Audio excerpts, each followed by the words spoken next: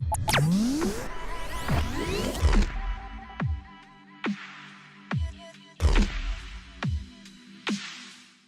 guys, Ash here from C4eTech, and today we have the Oppo F3 Plus with us.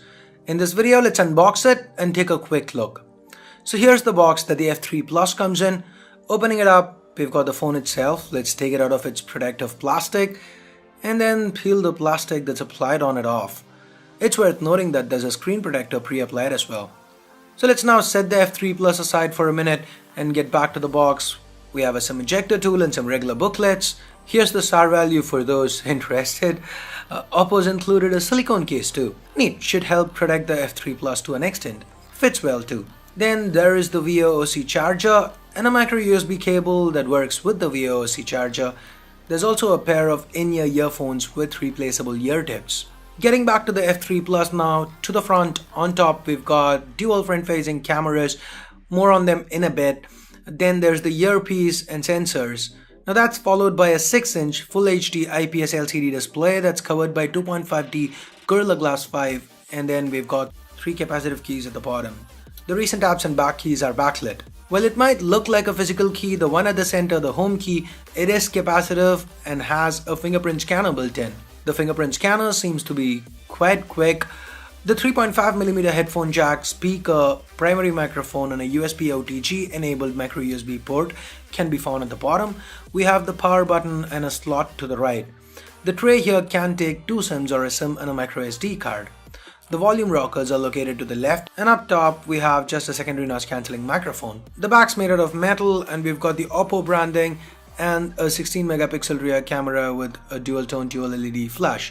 This here is the IMX398 sensor that Oppo states to have co-developed with Sony. It's got an extra wide f1.7 aperture, dual phase detection autofocus and big 1.4 micron sized pixels. The F3 Plus is just 7.35mm thick and weighs in at about 185 grams. While it feels sleek and the metal build does give a nice feel to it, the overall design, like other Oppo phones these days, feels quite bland. Seems like Oppo's trying too hard to create an iPhone-ish look, but given the sheer amount of Chinese brands that are attempting to do it, the build here comes across as very muted, very bland. And it's also quite a large phone given the 6-inch display, so you're going to be using it with both hands more often than not. Anyway, underneath the hood, the F3 Plus is powered by the Snapdragon 653 chip. Now that's 4 Cortex A53 cores clocked up to 1.95 GHz each and 4 Cortex A53 cores clocked up to 1.4 GHz each, coupled with an Adreno 510 GPU and 4 GB of RAM. There's also 64 GB of onboard storage and a 4000 mAh battery backing all this up.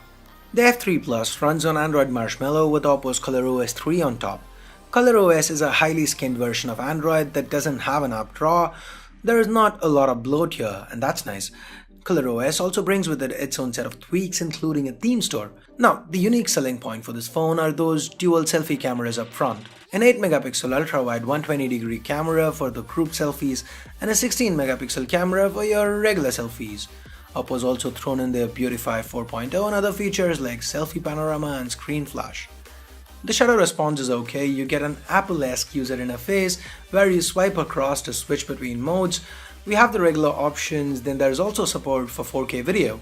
Oppo's also included an expert mode here that's basically a full-fledged manual mode with options to control white balance, exposure, ISO, shutter speed, focus and so on. So anyway, these are some quick camera samples that we shot around the office. What do you think about them?